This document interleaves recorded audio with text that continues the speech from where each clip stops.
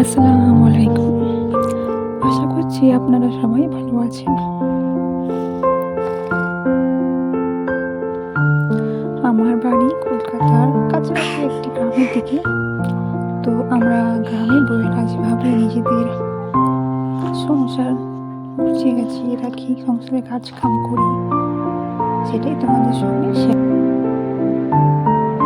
এই শীতের সময় সকাল সকাল উঠে কাজ কাম করা খুবই কষ্টের মনে হয়। তবুও আমাদের সকাল সকাল উঠে কাজ করতে হয়, যেহেতু বাড়িতে দুটো ছোট ছোট বাচ্চা আছে। এখন তোমার 6টার মতো বাজে। ছেলে মেয়েরা সব ঘুম থেকে উঠে গেছে। ওদেরকে সাথে পিছনটা তুলে দিচ্ছি। এরপর ছেলেটাকে খাইয়ে স্কুলে দিয়ে আসতে হবে। আর সংসারে সকালে যে বাসি কাজকাম থাকে সেটা আমার শাশুড়ি মা করে নেয়। তো ওনারা আরও সকাল সকাল ওঠে, সেই জন্য উনি ওই বাইরের কাজকামগুলো করে নেয়। আমার বাচ্চারা যেহেতু একদমই ছোট, একজন 3 বছর আর একজন 1 বছরের মতো, সেই জন্য ওদেরকে একা রেখে কোনো কাজ করা যায় না, ওদের পিছনে একাকে থাকতে হয়। তো আমি ওদেরকে সকালবেলা নিয়ে বসে থাকি, আমার শাশুড়ি মা বসে কাজ কামগুলো করে নেওয়ার পর তারপর আমি পিছন পিছন গাড়িয়ে নিয়ে রান্না জোগাড়।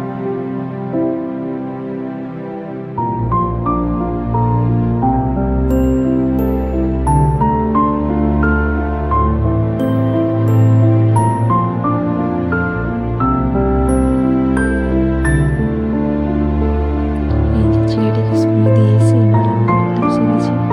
আমাদের 10টার সময় ছুটি হয়ে যাবে, তো আমাদের করে নিতে হবে, নাহলে এই যে আমার বিরক্ত করবে, তখন রান্না করতে অনেকটাই কষ্ট হবে।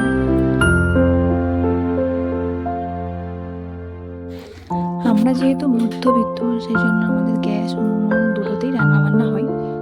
দিনের বেলা উনানেই রান্নাবান্না করা হয়, আর রাতের বেলা তোমার গ্যাসে রান্নাবান্না বা রুটি টুটি যা করা হয় গ্যাসেতে সব কিছু হয়।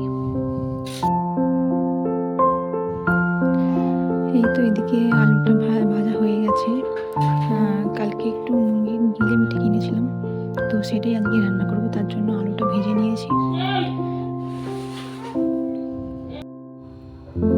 আমাদের বাজার করতে যাওয়ার মতো লোক নেই। আমার হাজবেন্ড কাজের সূত্রে আমার সপ্তাহে বেশি করে বাজার করে নিই। এদিকে আলু ভাজা হয়ে গেছে, তুলে নিয়েছি। এবার মশলাটা কষিয়ে নেব। এটা আমার ফার্স্ট ভিডিও, হয়তো ভালো করে ভিডিও করতে পারিনি, তো চেষ্টা করব আরও ভালো করে ভিডিও করার।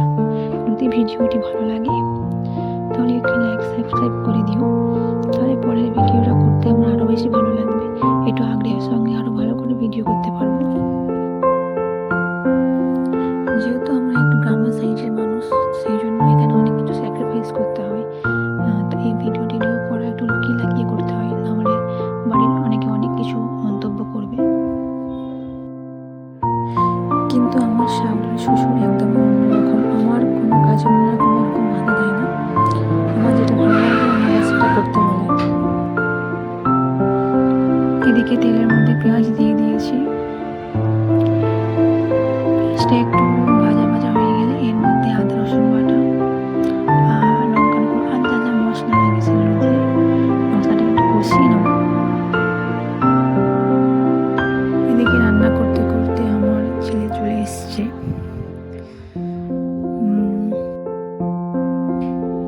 আমি চাইলে গ্যাসেও রান্না করতে পারি, কিন্তু যেহেতু গ্রামের দিকে এদিকে গাছপালা অনেকই থাকে, তো জ্বালানির সামনে একটা অভাব হয় না। আমাদের এতটাই জ্বালানি আছে যে সব নষ্ট হয়ে যাচ্ছে। তো সেই কারণে ভাবলাম যে উনানে রান্না করলে জ্বালানিগুলো ফুরিয়ে যাবে আর তোমার গ্যাসটাও সেভ হয়ে যাবে। আমার শাশুড়ি শ্বশুর এতটাই ভালো যে আমাকে জ্বালানি বাইরের কোনো কাজ করতে হয় না। ওনারা জ্বালানি কেটে কাঠগুলো কেটে কুটে সব রেখে দিয়ে আসে, আমার ইচ্ছে মতো আমি নিয়ে আসি, এসে রান্নাবান্না করি।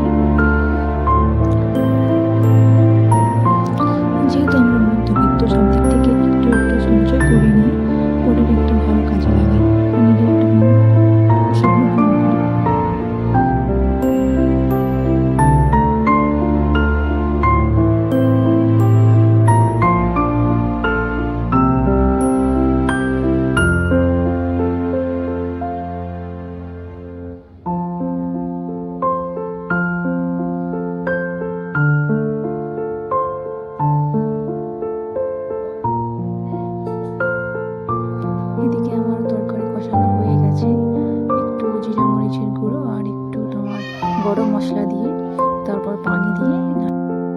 বসিয়ে রেখে দেবো। এরপর আবার ছেলে মেয়েদের গোসল করানোর জন্য গরম পানি করতে হবে। হয়তো আমার ভিডিওটা এতটাও সুন্দর নয়, সেই কারণে তোমাদের কাছে অতটা ভালো নাও লাগতে পারে, বা আমার কাছে দেখানোর মতো। এদিকে আমার রান্নাবান্না প্রায় শেষ হয়ে গেছে, সব কিছু গুছিয়ে গাছিয়ে নেবো, তারপর আবার ঘর মুছবো। হয়তো ভিডিওতে সব কিছু দেখানো সম্ভব হবে না, কারণ দুটো বাচ্চা নিয়ে ভিডিও করা